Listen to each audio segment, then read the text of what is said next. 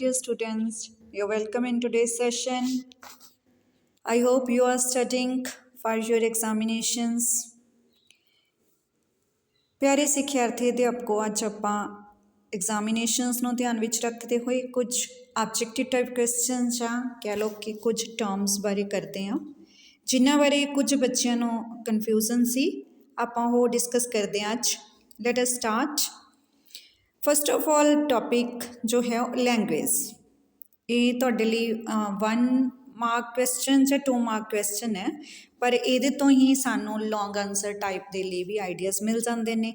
ਤਾਂ first of all ਆਪਾਂ discuss ਕਰਦੇ ਹਾਂ ਕਿ ਲੈਂਗੁਏਜ, ਇਸ ਦੀ ਡੈਫੀਨੇਸ਼ਨ ਦਿੱਤੀ ਹੈ ਮੈਂ ਤੁਹਾਨੂੰ, ਤੁਸੀਂ ਦੇਖ ਰਹੇ ਹੋ ਸਕਰੀਨ 'ਤੇ ਜੈਸਪਰਸਨ ਵੱਲੋਂ।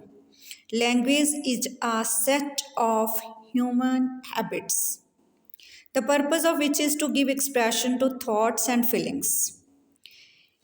ਤਾਂ ਇਸ ਪਰਿਭਾਸ਼ਾ ਨੂੰ ਸਮਝਣ ਦੀ ਵੀ ਲੋੜ ਹੈ ਤਾਂ ਕਿ ਤੁਸੀਂ ਇਸ ਨੂੰ ਅਗਰ ਡਿਵੈਲਪ ਕਰਨਾ ਚਾਹੁੰਦੇ ਹੋ ਲੌਂਗ ਕੁਐਸਚਨ ਦੇ ਰੂਪ ਵਿੱਚ ਤਾਂ ਤੁਸੀਂ ਕਰ ਸਕੋ। ਲੈਂਗੁਏਜ ਕੀ ਹੈ? ਉਹ ਮਨੁੱਖੀ ਆਦਤਾਂ ਦਾ ਸਮੂਹ ਹੈ, ਇੱਕ ਸੈੱਟ ਹੈ ਮਨੁੱਖੀ ਆਦਤਾਂ ਨੇ ਜਿਸ ਦਾ ਪਰਪਸ ਕੀ ਹੈ? ਐਕਸਪ੍ਰੈਸ਼ਨ। ਐਕਚੁਅਲੀ ਤਾਂ ਲੈਂਗੁਏਜ ਦਾ ਮੇਨ ਪਰਪਸ ਹੀ ਐਕਸਪ੍ਰੈਸ਼ਨ ਮਤਲਬ ਕਿਸੇ ਨੂੰ ਆਪਣੀ ਗੱਲ ਦੱਸ ਪਾਉਣਾ, ਸ਼ੋ ਕਰ ਸਕਣਾ। ਐਕਸਪ੍ਰੈਸ਼ਨ ਕਿਸ ਚੀਜ਼ ਨੂੰ ਐਕਸਪ੍ਰੈਸ ਕਰਨਾ? ਥਾਟਸ ਐਂਡ ਫੀਲਿੰਗਸ, ਆਪਣੇ ਵਿਚਾਰਾਂ ਦਾ, ਆਪਣੇ ਭਾਵਨਾਵਾਂ ਦਾ। ਤਾਂ ਲੈਂਗੁਏਜ ਵਿਚਾਰਾਂ ਅਤੇ ਭਾਵਨਾਵਾਂ ਦੇ ਆਦਾਨ ਪ੍ਰਦਾਨ ਦਾ ਸਾਧਨ ਹੈ, ਪ੍ਰਗਟ ਕਰਨ ਦਾ ਸਾਧਨ ਹੈ। ਜੈਸਪਰਸਨ ਨੇ ਕਿਹਾ language is a set of human habits the purpose of which is to give expression to thoughts and feelings. ਤਾਂ ਪ੍ਰਾਇਮਰੀ ਫੰਕਸ਼ਨ ਇਹਦਾ ਕੀ ਹੋਇਆ ਲੈਂਗੁਏਜ ਦਾ? ਐਕਸਪ੍ਰੈਸ਼ਨ। ਭਾਵੇਂ ਉਹ ਓਰਲੀ ਹੋਵੇ ਬੋਲ ਕੇ, ਭਾਵੇਂ ਰਿਟਨ ਹੋਵੇ ਲਿਖ ਕੇ, ਜਾਂ ਸਿੰਬੋਲਿਕ ਸੰਕੇਤ ਦੇ ਨਾਲ, ਸੰਕੇਤਾਤਮਕ ਭਾਸ਼ਾ ਵੀ ਹੁੰਦੀ ਹੈ। ਤਾਂ ਕਲੀਅਰ ਲੈਂਗੁਏਜ ਬਾਰੇ। ਅਤੇ ਨੈਕਸਟ ਆਪਣੇ ਕੋਲ ਕੀ ਹੈ? ਲਿੰਗੁਇਸਟਿਕ। ਲਿੰਗੁਇਸਟਿਕ ਕਿਸ ਨੂੰ ਕਹਿੰਦੇ ਨੇ? ਲਿੰਗੁਇਸਟਿਕ ਕਿਸ ਨੂੰ ਕਹਿੰਦੇ ਨੇ? ਸਾਇੰਟੀਫਿਕ ਸਟੱਡੀ, ਵਿਆਕਰਨਿਕ ਅਧਿਐਨ ਜਾਂ ਉਸਦੀ ਪੂਰੀ ਤਰਤੀਬਬੱਧ ਕਿਸੇ ਚੀਜ਼ ਨੂੰ ਸਮਝਣਾ, ਅਧਿਐਨ ਕਰਨਾ। ਕਿਹਦਾ? ਲੈਂਗੁਏਜ ਦਾ।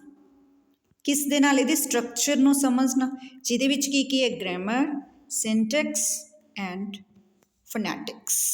ਗ੍ਰਾਮਰ ਇਹਦੇ ਵਿਆਕਰਣ ਬਾਰੇ, ਸਿੰਟੈਕਸ ਇਹਦੇ ਵਰਡਸ ਬਾਰੇ, ਅਤੇ ਫੋਨੈਟਿਕਸ ਇਹਦੇ ਫੋਨੀਮਸ ਬਾਰੇ, ਕਿਸ ਤਰ੍ਹਾਂ ਸਪੋਕਨ ਦੇ ਵਿੱਚ ਸਪੀਚ ਕਿਸ ਤਰ੍ਹਾਂ। ਤਾਂ ਲੈਂਗੁਏਜ ਬਾਰੇ ਸਾਰੇ ਫਾਰਮਸ ਦੇ ਰੂਪ ਵਿੱਚ ਸਮਝਣਾ ਉਹ ਹੈ ਲਿੰਗੁਇਸਟਿਕ। ਅੱਗੇ ਚੱਲਦੇ ਹਾਂ। ਮਲਟੀਲਿੰਗੁਅਲ ਸੁਸਾਇਟੀ ਕਿਸ ਨੂੰ ਕਹਿੰਦੇ ਨੇ? ਮਲਟੀਲਿੰਗੁਅਲ ਸੁਸਾਇਟੀ ਜਿਹਦੇ ਵਿੱਚ ਮੋਰ ਦੈਨ 1 ਲੈਂਗੁਏਜ ਐਗਜ਼ਿਸਟ। ਹੁਣ ਤੁਸੀਂ ਇੱਕ ਕੁਐਸਚਨ ਹੋਰ ਵੀ ਇੱਥੇ ਅਰਾਈਜ਼ ਹੋ ਸਕਦਾ ਹੈ, ਤਾਂ ਫਿਰ ਬਾਈਲਿੰਗੁਅਲ ਕਿਹਨੂੰ ਕਹਾਂਗੇ? ਬਾਈਲਿੰਗੁਅਲ ਇਹ ਬੇਟਾ ਜਿੱਥੇ 2 ਲੈਂਗੁਏਜਸ, ਮਤਲਬ ਆਪਾਂ ਬਾਈਲਿੰਗੁਅਲ ਲਈ 2 ਸ਼ਬਦ ਵੀ ਪ੍ਰਯੋਗ ਕਰ ਸਕਦੇ ਹਾਂ, ਤਾਂ ਇੱਥੇ 2 ਜਾਂ 2 ਤੋਂ ਵੱਧ ਵੀ ਹੋ ਸਕਦੀਆਂ ਨੇ। ਮਲਟੀਲਿੰਗੁਅਲ ਇੱਕ ਲੈਂਗੁਏਜ ਤੋਂ ਵੱਧ ਲਈ ਯੂਜ਼ ਕੀਤਾ ਜਾਂਦਾ। ਜੇ ਤੁਸੀਂ 2 ਲੈਂਗੁਏਜ ਲਈ ਟਰਮ ਆਉਂਦੀ ਹੈ ਬਾਈਲਿੰਗੁਅਲ ਦੈਨ ਇਟਸ ਰਾਈਟ। ਤਾਂ ਟਰਾਈਲਿੰਗੁਅਲ ਵੀ ਕਈ ਵਾਰ ਵਰਤ ਲਿਆ ਜਾਂਦਾ ਕਿ 3 ਭਾਸ਼ਾਵਾਂ ਵਰਤਣਾ, ਤਾਂ ਉਸ ਸੰਦਰਭ 'ਚ ਜੇ ਦੇਖੀਏ ਤਾਂ 3 ਤੋਂ ਵੱਧ ਭਾਸ਼ਾਵਾਂ ਜਿਹੜੀਆਂ ਮਲਟੀਲਿੰਗੁਅਲ ਆ ਗਈਆਂ। ਪਰ ਇਹਦਾ ਮੇਨ ਅਰਥ ਕੀ ਹੈ ਕਿ ਉਹ ਸੁਸਾਇਟੀ ਜਿਸ ਵਿੱਚ ਇੱਕ ਤੋਂ ਵੱਧ ਭਾਸ਼ਾਵਾਂ ਬੋਲੀਆਂ, ਲਿਖੀਆਂ, ਮਤਲਬ ਪ੍ਰਯੋਗ ਕੀਤੀਆਂ ਜਾਂਦੀਆਂ ਨੇ, ਤਾਂ ਉਹ ਹੁੰਦੀ ਹੈ ਮਲਟੀਲਿੰਗੁਅਲ ਸੁਸਾਇਟੀ। ਦੂਸਰਾ ਤੁਹਾਡਾ ਆ ਗਿਆ ਮਲਟੀਲਿੰਗੁਅਲਿਜ਼ਮ। ਇੱਕ ਲਿੰਗੁਅਲ ਸੁਸਾਇਟੀ ਹੋ ਗਈ, ਇੱਕ ਮਲਟੀਲਿੰਗੁਅਲਿਜ਼ਮ। ਇਹ ਵੀ ਉਹੀ ਚੀਜ਼ ਹੈ ਕਿ ਇੱਕ ਵਿਅਕਤੀ ਜੇ ਇੱਕ ਤੋਂ ਵੱਧ ਭਾਸ਼ਾ ਦਾ ਪ੍ਰਯੋਗ ਕਰਦਾ। ਮਲਟੀਪਲ ਲੈਂਗੁਏਜਸ, ਮੈਂ ਤੁਹਾਡੇ ਲਈ ਪਹਿਲਾਂ ਲਿਖਿਆ ਮਲਟੀਪਲ ਲੈਂਗੁਏਜ, ਜ਼ਿਆਦਾ ਭਾਸ਼ਾਵਾਂ, ਇੱਕ ਤੋਂ ਵੱਧ। ਪਹਿਲਾਂ ਵਾਲੀ ਗੱਲ ਦੇ ਨਾਲ 2 ਹੋ ਸਕਦੀਆਂ ਨੇ, 2 ਤੋਂ ਵੱਧ ਹੋ ਸਕਦੀਆਂ ਨੇ। ਬਾਈਲਿੰਗੁਅਲ ਪਰਸਨ ਵੀ ਕਿਹਾ ਜਾ ਸਕਦਾ, ਟਰਾਈਲਿੰਗੁਅਲ ਇੰਡੀਵਿਜੂਅਲ ਵੀ ਕਿਹਾ ਜਾ ਸਕਦਾ।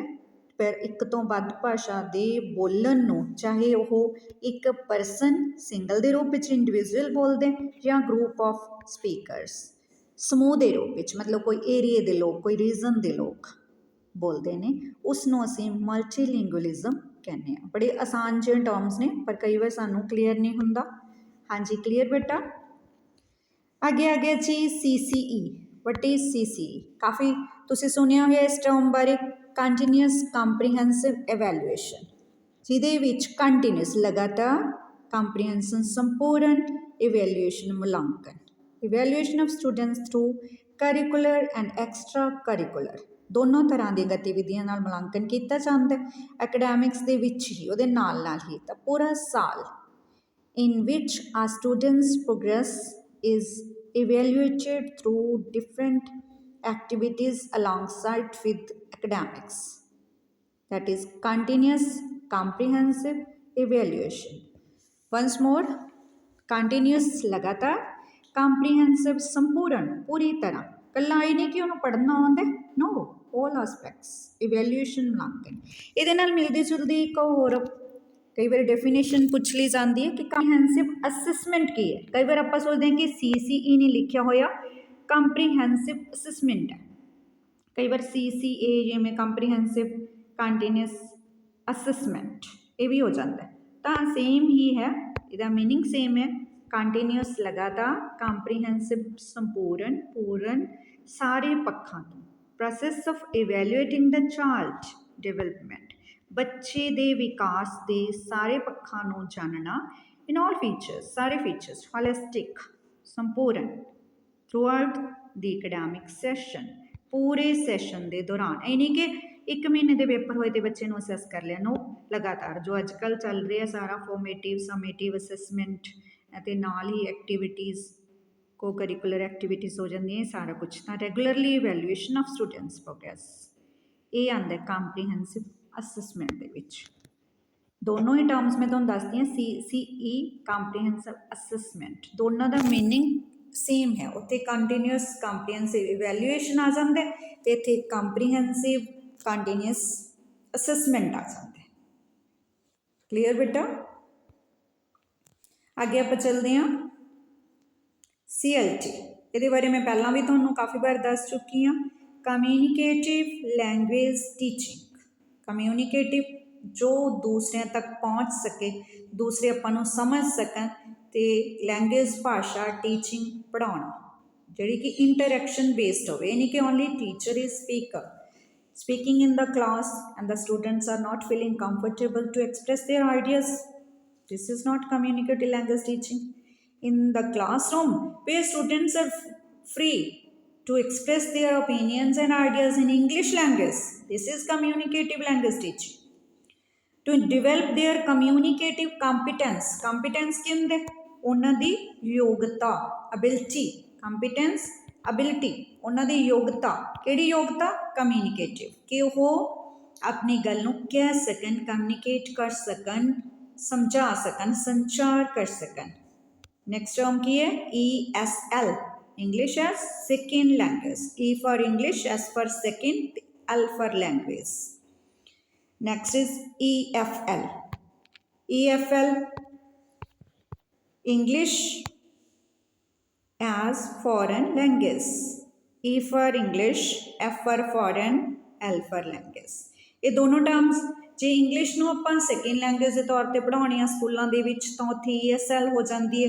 जे इंग्लिश असीं फॉरन लैंग्वेज देशी भाषा के रूप में पढ़ाउणी आ तां EFL इंग्लिश की टीचिंग ते, क्योंकि कई स्कूलों के विच जिवें इंग्लिश नूं मीडियम ऑफ इंस्ट्रक्शन के तौर पर लिया जाता है, या इंग्लिश नूं पंजाबी जिवें अपने पंजाब की फस्ट लैंग्वेज है, तो नाल बाद दे विच इंग्लिश नूं सैकेंड लैंग्वेज मन्निया जाता है। भावें कि कई थावां ते आपां हिंदी नूं सैकेंड लैंग्वेज के रूप में प्रयोग करते हैं, पर इत्थे जिहड़ा ESL टर्म है इंग्लिश एज सैकेंड लैंग्वेज, तो EFL है इंग्लिश एज फॉरन लैंग्वेज।